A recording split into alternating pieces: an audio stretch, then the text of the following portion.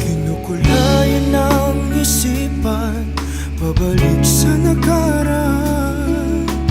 Huwag mo nang balikan, patuloy ka lang masasaktan. Hindi na kulang kakaisip sa isang magandang larawan. Paulit-ulit na binabanggit ang pangalan.